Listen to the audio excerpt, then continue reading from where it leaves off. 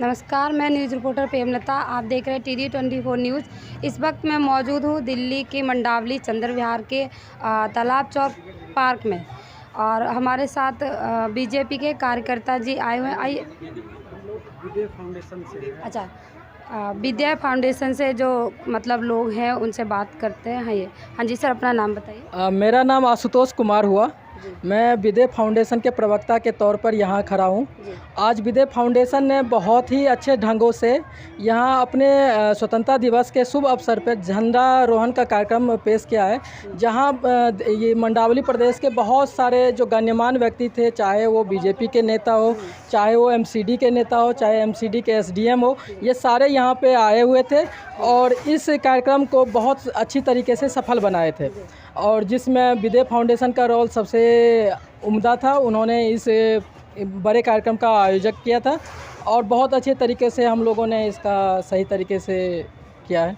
ये फाउंडेशन आपकी कितने सालों से काम कर रहा है? ये करीब 20 से 22 सालों से ये मंडावली क्षेत्र में काम करती है और इस फाउंडेशन का काम है बेसिकली जो गरीब बच्चों की शिक्षा है, उसके साथ साथ जो यहाँ पे पर्यावरण है उस पर हम लोग जोर देते हैं। उसके साथ साथ जो कपड़े वितरण होते हैं वो हम लोग जगह जगह जाके, ये सिर्फ मंडावली में ही नहीं करते हैं, जगह जगह जाके कपड़े को कलेक्ट भी करते हैं और उसका वितरण भी हम लोग करते हैं। और साथ में बहुत करीब 20 सालों से हम लोग इसी पार्क में झंडारोहण और सरस्वती पूजा का आयोजन करते हैं, जिसमें बाल रत्न प्रतियोगिता का भी आयोजन करते हैं। उस बाल रत्न प्रतियोगिता में हम अपने यहाँ के जितने भी बच्चे हैं जो कि अंडर 10th है, उन सब का एक प्रतियोगिता करते हैं। वो अलग अलग सांस्कृतिक कार्यक्रम के रूप में अलग अलग टाइप के, जैसे कि एक तरह से आपका संगीत हो गया, एक तरह से डांस हो गया, एक तरह से उनका चित्रलेखा हो गया, इन सब कार्यक्रम में हम लोग आयोजन करते हैं बाल रत्न प्रतियोगिता के लिए। और ये साल के एक बार बसंत पंचमी के दिन इसी पार्क में, इसी जगह पे हम लोग आयोजन करते हैं। कितने लोग आपके फाउंडेशन में जुड़े हुए हैं? हमारे फाउंडेशन में लगभग 150 मेंबर हैं, जिसमें लगभग यहाँ पे आपको तकरीबन 100 मेंबर तो आपको यहाँ पे मिल जाएंगे। 50 मेंबर ऐसे भी है जो आउट ऑफ दिल्ली होंगे, कुछ किसी और कारण से नहीं आ पाए होंगे, लेकिन तकरीबन हम लोग 150 मेंबर हैं। और ये 150 मेंबर हर साल बसंत पंचमी में आपको एक ना एक दिन आपको ज़रूर मिल जाएंगे। और जो इसके अलावा भी आप लोग क्या काम कर रहे हैं? इसके लिए क्या कर रहे हैं? इसके अलावा हम लोगों ने जो स्लम के बच्चे हैं, जो गरीब बच्चे हैं, उनके कपड़ा वितरण, उनकी शिक्षा और उनके एक तरह से उनके होमवर्क, शिक्षा में हम लोग उनके होमवर्क में मदद करते हैं। जैसे कि स्कूल में वो जाते हैं नहीं जाते हैं, उनके ड्रेस हम लोग प्रोवाइड करते हैं, उनके बुक को हम लोग प्रोवाइड करते हैं। साथ में हम एक प्राइवेट टीचर के थ्रू एक लोकेशन पे, जो कि रेलवे कॉलोनी के पास एक लोकेशन है, वहाँ पे जाके हम लोग उनकी शिक्षा के लिए हम लोग काम करते हैं। साथ में जो बहुत सारे इस पार्क में भी हम लोगों ने बहुत सारे पेड़ लगाए हुए हैं, तो पर्यावरण के लिए भी हम लोग काम कर रहे हैं। उसके बाद गरीब के लिए कपड़े वितरण का भी काम करते हैं। और साथ में बाल रत्न प्रतियोगिता जो बसंत पंचमी के दिन होता है वो हम लोग आयोजन करते हैं हर साल। ये बताइए, आप लोग अच्छी जॉब पे नौकरियां करते हैं? जी, आप जॉब करते हैं, फिर ऐसे सामाजिक काम क्यों करते हैं? ये तो बड़े बड़े लोगों का काम है। आप लोग देखिए, जब तक हम लोग जो जॉब करने वाले हैं वो यही सोचेंगे जो हम 8 घंटा जॉब कर लिए उससे हमारा दायित्व पूरा हो गया देश के लिए, समाज के लिए, तो वो नहीं हो सकता कभी। उस 8 घंटे के अलावा भी कम से कम 2 घंटे हमें ऐसे देना है जिससे कि हमारे समाज, हमारे देश का कुछ ना कुछ हमारा यूज हो, उसमें हम उसमें भागीदारी बने, जिससे कि हमारा समाज, हमारा देश थोड़ा सा आगे बढ़े। उसमें कम से कम ये भी हो जो हमने भी थोड़ा सा हाथ बढ़ाया है अपने समाज को आगे करने में, अपने समाज को स्वच्छ करने में और अपने समाज को बेहतर बनाने में। अच्छा, अपने फाउंडेशन के कुछ लोगों से सदस्यों में मिलाओगे? जी, ये रहे हमारे फाउंडेशन के अध्यक्ष हैं, ठीक है। साथ में ये हमारे फाउंडेशन के सेक्रेटरी हैं, ये हमारे फाउंडेशन के मीडिया प्रभारी रहे, और भी आपके ये भी को सेक्रेटरी है।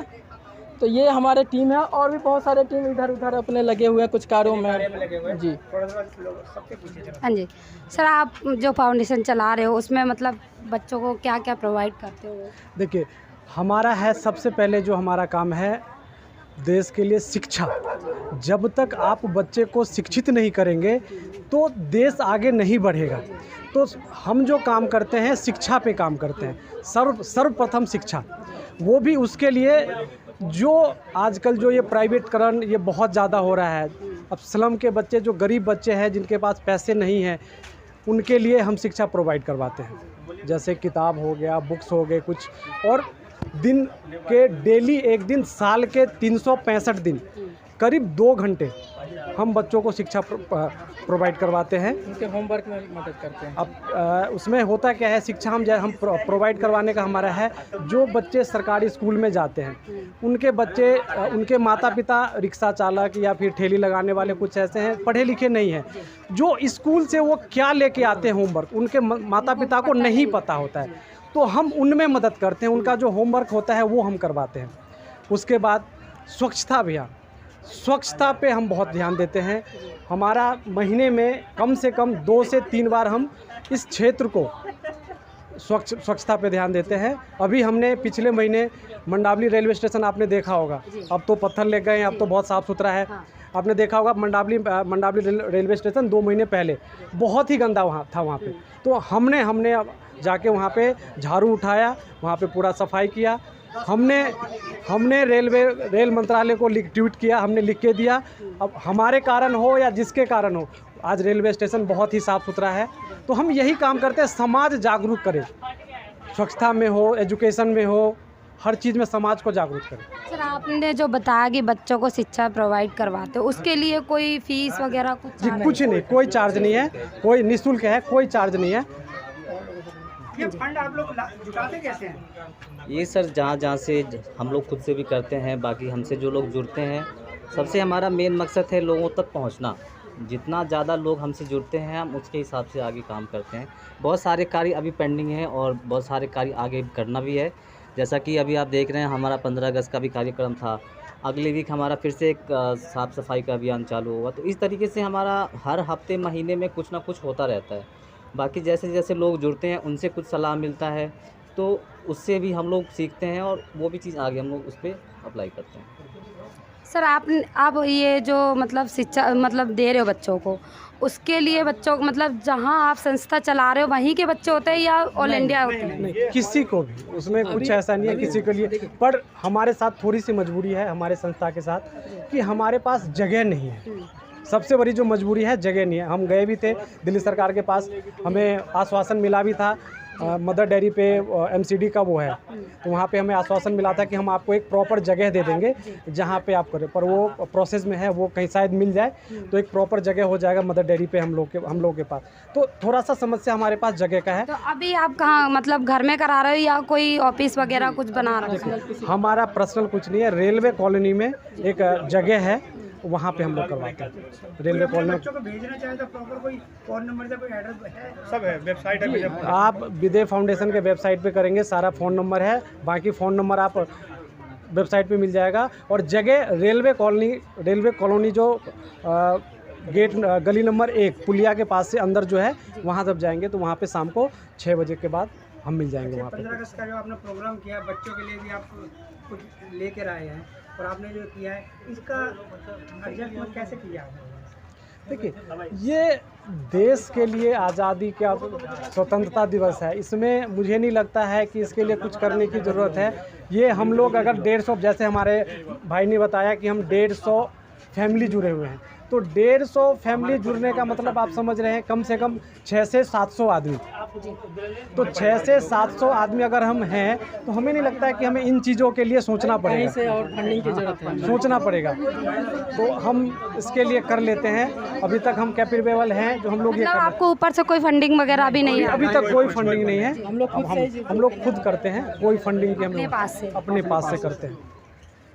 हम लोग नौकरी पेशे वाले आदमी हैं, उसी में से 2 पैसे बचा के अपना समाज के लिए दो करते हैं। बड़े रईस, उद्योगपति, बड़े राजनेता इतना पैसा कमाते हैं लेकिन वो आपकी तरह सेवा नहीं कर पाते। ऐसा नहीं कह सकते हैं जो वो सेवा नहीं कर सकते हैं। वो उद्योगपति है तो वो अपने अंडर में 400 आदमी का जो रोज़गार दिए हुए हैं उसी से वो उनको रोज़गार से ही वो मदद कर रहे हैं। तो ऐसा नहीं कह सकते वो समाज के लिए कुछ नहीं कह रहे हैं। हाँ, लेकिन यही है जो वो ये सब करते हुए भी हो सकता है थोड़ा सा और थोड़ा नीचे तबके के लिए भी देखें तो और भी बेहतर वो कर सकते हैं समाज के लिए। तो वो बहुत सारे ऐसे हैं जो बहुत सारे कर भी रहे हैं, बहुत सारे नहीं भी कर रहे हैं तो करेंगे भी। ऐसा नहीं है जो उनके मन में नहीं होगा। कुछ टाइम की भी अभाव होता होगा, कुछ और भी इशू होंगे, तो मैं भी आगे उनकी और भी सोच बढ़ेगी तो करेंगे। नए लोगों के लिए कुछ आप बताएंगे कि उनको आगे क्या करना चाहिए? देखिए, करने के लिए तो बहुत कुछ है इस दुनिया में, तो ऐसा कुछ है ही नहीं जो किया नहीं जा सकता।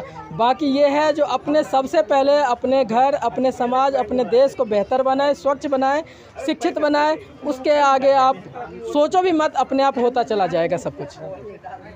सर, देश में जो हो रहा है उसको लेके शिक्षित कैसे करोगे बच्चों को? देखिए, देश में जो हो रहा है वही शिक्षित करने का काम, यही जो ऑर्गेनाइजेशन है, जो NGO है, जो हमारे तरह बहुत सारे टीम लगे हुए हैं, वही लोग आगे आए, आगे आके समाज में जाए, समाज में जाके नुक्कड़ रैली कुछ भी करे, लोगों को जागरूक करे। जो देखिए, किसी झगड़ा झंझट इन सब में कुछ भी नहीं लगा हुआ है। विपन से अच्छा है पेन उठाइए, पेन उठा के आप बड़ों को झुका सकते हैं। तो उस सब चीज़ को लोगों को जाके जागरूक करना ही पड़ेगा। वो हम लोगों का काम है, आप लोगों का काम है, सब मिलके ही किया जा सकता है, फिर करेंगे ही हम लोग। लाखों रुपया, करोड़ों रुपया आता है बाहर विदेशों से, फंड होता है, लेकिन आप जैसे छोटे जो वर्कर हैं, आप लोग अपनी जेब से करते हैं सारे काम, लेकिन आप लोगों को सरकार मदद क्यों नहीं करती है? सर, ये हम नहीं कह सकते। अभी हम लोग सरकार को अप्रोच भी नहीं कर रहे हैं। जब लग हम लोग अपने आप से कैपेबल है ये सब करने के लिए, तो हम किसी की मदद क्यों लें?